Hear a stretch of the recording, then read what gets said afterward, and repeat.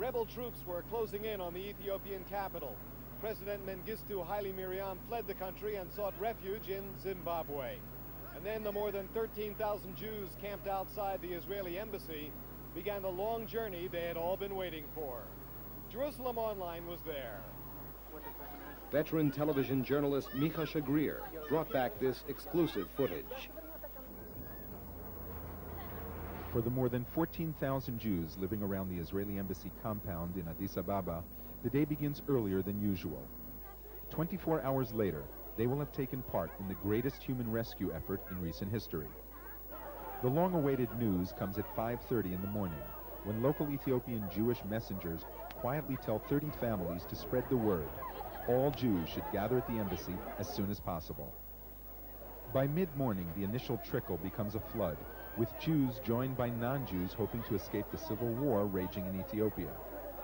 Israeli officials check and double-check ID cards and computerized lists, careful to comply with Ethiopian government demands that only Jews be allowed to leave.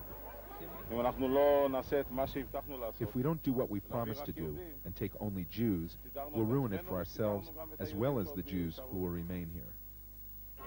No one knows if the Ethiopians will stand by their commitment to let the Jews go, but everyone is certain this is the last window of opportunity before rebel factions begin the battle for Addis Ababa. At 1:45, the Ethiopian government gives the green light.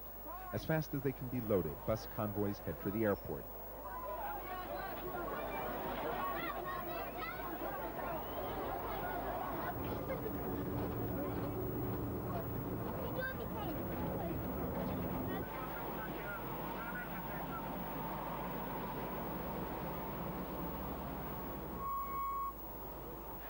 On the tarmac, Israeli Air Force planes and El Al 747s are waiting.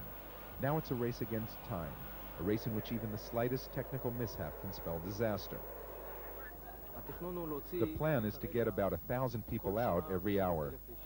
Finally, the first flight is cleared for takeoff. Operation Solomon is underway, named for King Solomon, who married ancient Ethiopia's Queen of Sheba. But to many, the scenes recall the Israelite exodus from Egypt. These soon-to-be Israelis have left behind everything they own. As a result, the airplanes carry twice their normal passenger load. More than 1,000 Ethiopian Jews filled this jumbo, a world record. As this first flight takes off, even an American diplomat closely involved in the political negotiations can reveal his feelings. Well, if you keep asking questions like that, I'll begin to cry, and professionals cry sometimes too. Operation Solomon moves into the night.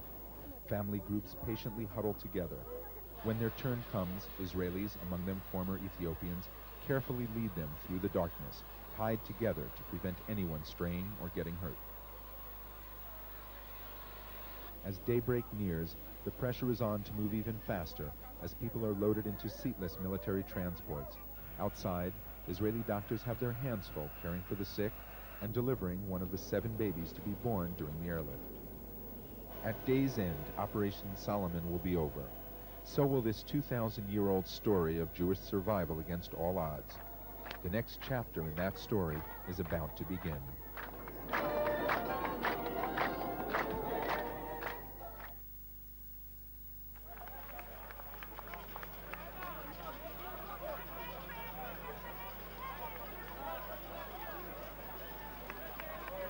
The moment that door opened and you walked up the stairs, but take me back there, how did you feel? How do you feel?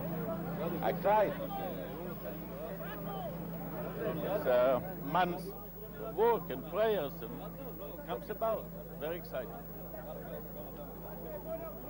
Operation Solomon marked the culmination of protracted diplomatic contacts between Israel, Ethiopia, and the United States, many of them clandestine. Jewish Agency and World Zionist Organization Chairman Simcha Dinitz played a key role from the very beginning. Mr. Dinitz, what went on behind the scenes? First of all, I want to say that without the United States of America, we would not have been able to pull out this operation. And primarily the President of the United States, who was also involved even as Vice President with Ethiopian Jews, has indicated in this particular operation his full commitment on the matter. It was he who decided to send Senator Boshevich on a special mission, and that began the ball rolling. And subsequently, he and his emissaries and under his direction, when we had difficulties, I was able to get in touch with the White House, and I was able to get the presidential intervention in a manner that made the operation possible. And in recent weeks, when things turned really sour in Ethiopia, did the Americans make a further contribution? Yes, until the last moment. Even yesterday morning, we still had difficulties, last moment difficulties, and without their valuable help, it would have been impossible. What is the Jewish Agency's role in all this? It had something to do in this. The Jewish Agency, of course, had a number of roles to play. First of all, it was in charge of maintaining these people alive until the operation. That means that for the last year, we have worked there on education, on opening school for 4,500 kids, in feeding them, in sending doctors together with the Joint Distribution Committee, and with the government of Israel to keep them alive, to keep them in some substance, in giving them food, in giving them money to exist, and in giving them education. It is to say 5,000 kids were kept alive this way. Secondly, the Jewish Agency was involved in gathering the people, in registering them and preparing them, first of all on the monthly basis for the immigration. We had about 1,000 a month, and then to bring them to the embassy courtyard and put them on the planes. Thirdly, as I said already, some people in the agency, like myself, were involved in the international operation as well, in the diplomatic operation under my previous capacity, okay? And the last one is, of course, to absorb them in Israel. We have doubled our capacity in advance of absorption centers. We have opened 50 new ones in anticipation of this. And we have put these 15,000 people in 24 hours so that everybody has a roof under his head, and we are completely responsible for it for the first year. As you look behind you and see that Operation Solomon is no longer a plan but a fact, how do you feel? I feel fantastic because we have worked so hard for it. All of us have dreamt about it, prayed for it, labored on it, and there were ups and downs. There were days we didn't know if we were successful or not. There's so many circumstances that worked, and now that it came about, it's a wonderful, wonderful feeling. How long have you been doing the nuts and bolts planning for this operation? This one is about 3 months, 2.5 months operation. Well, now you have crossed this hurdle. This operation is a success. What's your next challenge? To bring American Jews to Israel, but not by force. I think by the very nature that this country is going to be now so exciting, with the hundreds of thousands of Soviet Jews, with the tens of thousands of Ethiopian Jews, and the Latin American Jews, and Jews from all over the world. The American Jews will feel lonely staying away. They'll come and join us. The massive airlift is only the tip of the iceberg, just the very beginning of Operation Solomon. What lies ahead for these Ethiopian Jews is the beginning of their lives as Israelis. The process begins just minutes after touchdown. Jerusalem Online's Carl Percal has the story.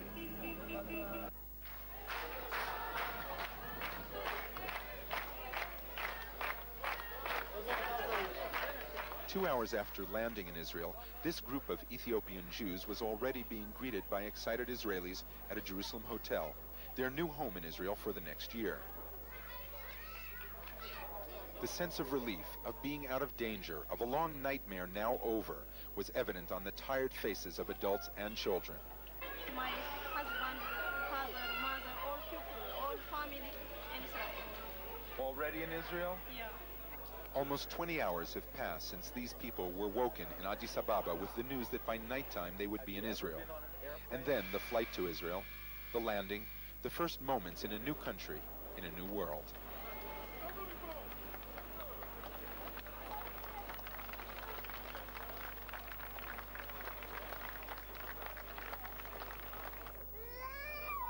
The men and women in the blue hats are Jewish agency workers pulled out of offices all over the country to help with the staggering logistics.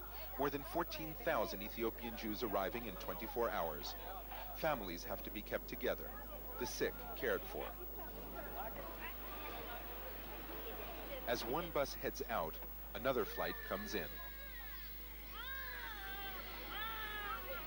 And everyone is asked to pull the shades down so that this still secret operation will remain unseen by the outside world. Each bus has at least one veteran new immigrant Ethiopian on board. 17-year-old Eli arrived with Operation Moses in 1985. Today he's helping out and looking for members of his own family who he hasn't seen in 6 years. At a rest stop set up by the Israeli army, the numbered stickers ensure that groups and families stay together. And the kids get their first taste of Israel. Soldiers who immigrated from Ethiopia 6 years ago are on hand to help out and answer questions in their native language, Amharic. Now on their way to Jerusalem, the shades are raised, and the passengers get a first look at their new country. The long journey is over. Hotels like this one have become instant absorption centers, where the immigrants will live and study Hebrew during their first year in Israel. We were ready tonight so that when 10 buses with 800 new immigrants arrived in 1 hour, we were able to take them in with almost no problems. Veteran Ethiopian immigrants serve a light meal. They are here to help and hope. Almost every Ethiopian already in Israel has family arriving in Operation Solomon. I want to meet my family because my family is in Ethiopia.